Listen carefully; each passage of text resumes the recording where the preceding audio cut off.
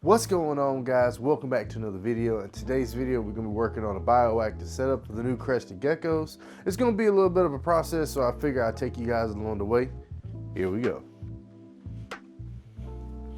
So if you remember the enclosure build I did like a week or two ago for the 2x2x4 enclosure from Reptile Habitats, you know, I just got this enclosure not too long ago and it's pretty awesome, and we need to go ahead and get it filled up and ready for some reptiles.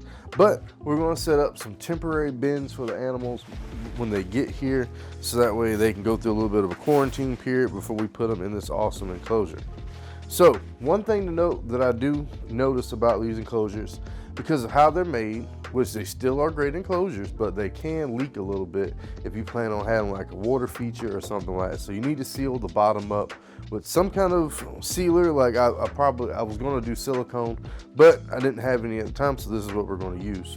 So I got some plastic and we're going to line the bottom of this, and this is going to help to hold our drainage layer at the bottom, which we'll go over that too.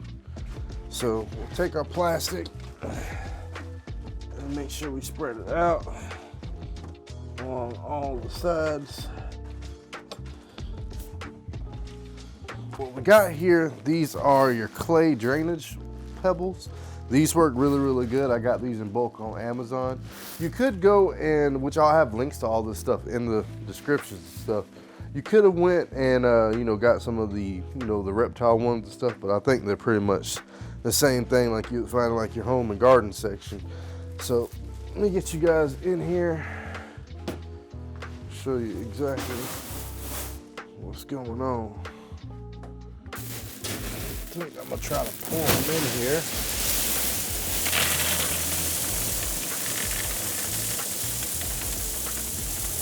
And I had to get a good bit because this was a lot of space to cover up.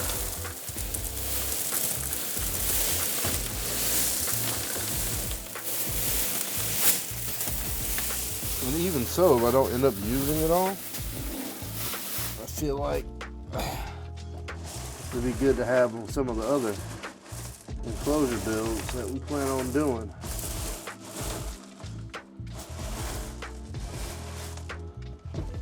And it almost took that whole bag, because you want a couple inches of substrate, which I still don't think that's quite enough. Yeah, we're going to use the whole bag in here.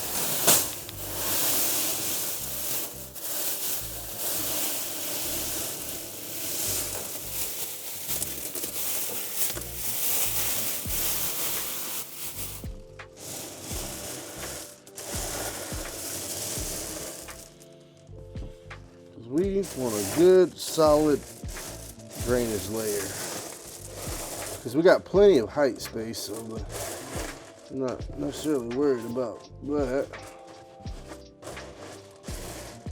So the next step after getting our drainage layer with the clay balls all situated, we got to have a substrate barrier to separate the soil and other materials that we're going to use for the substrate in this enclosure.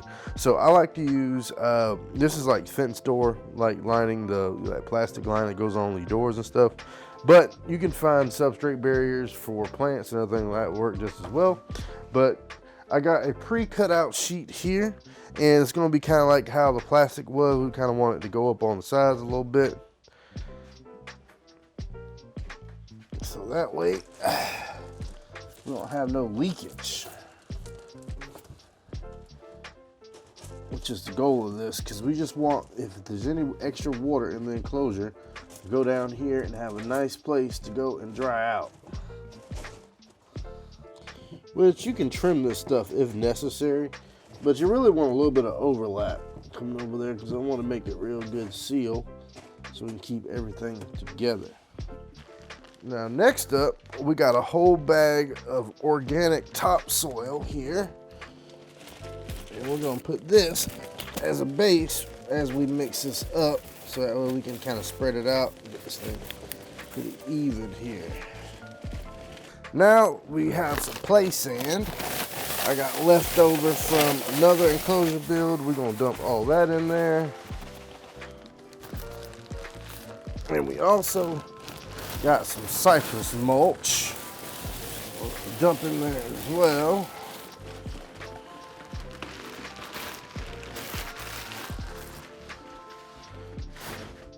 And now we just gotta mix all this stuff up.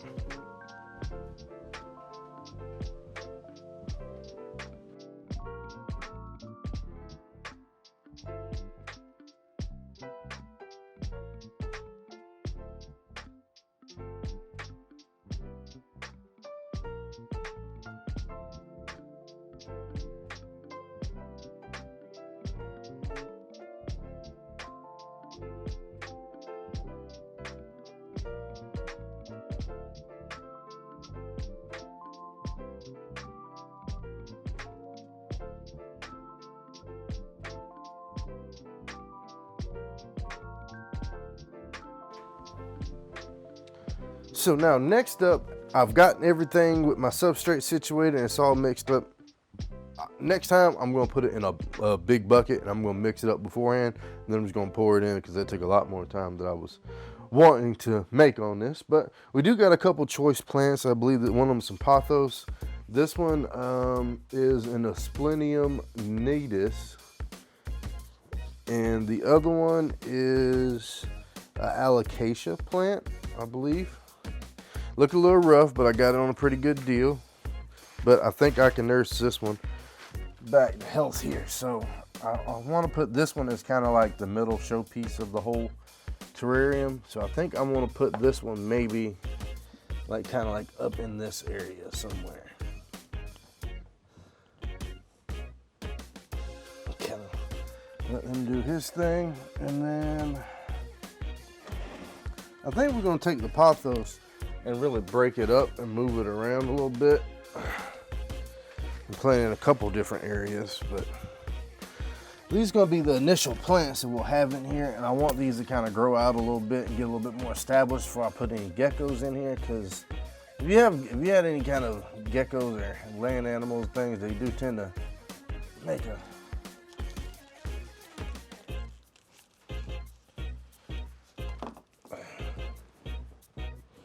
mess of things.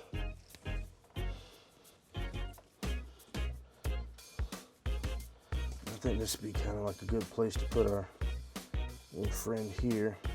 I'm going to have to glue that back on because I really want this seal to stay there.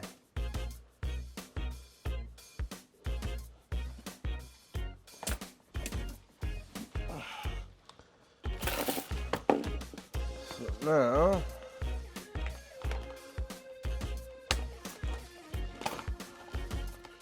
this guy, I feel like,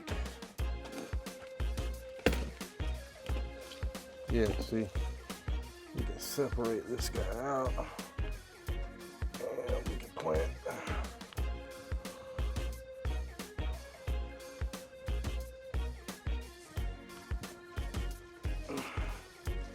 some of this guy like over here.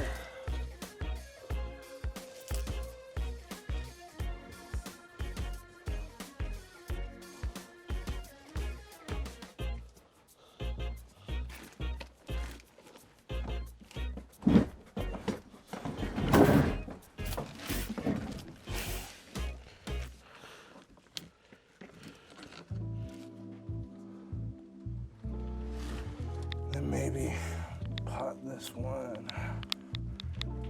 back off in here or something like that, and then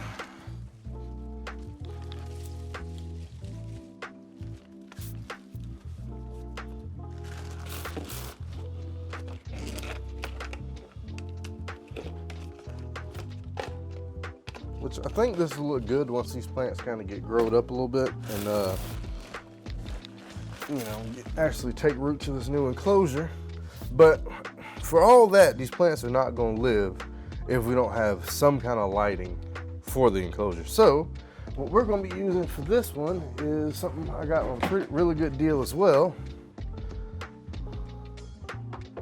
Here you go, the GE Grow Light LED for flowers and fruit, and it's good for a lot of different things. I've been planning on using these for some frog enclosures I've been building, but I want to use it for this, and then I'll end up getting some more. And I think this would be an awesome light to have in here because geckos don't really need that much heat. So once I build up some other stuff around the size of the enclosure for them, they'll have plenty of space to crawl around and let these plants grow.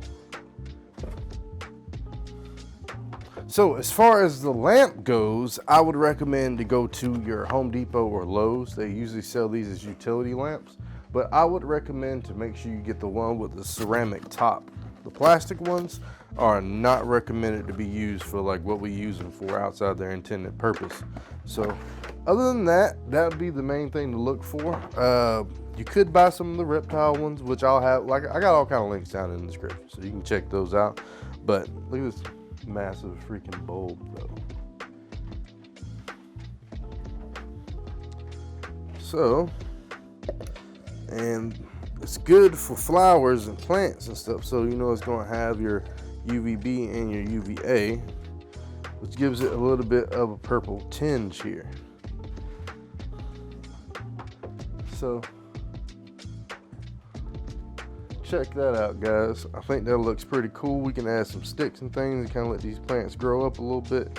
And I think this is going to be an awesome enclosure for our crested geckos as we go along with these videos. So hope you guys enjoyed it. Make sure you check out those links down in the description, because it does help out with the channel, because we get a commission off all that. But see you guys on the next episode.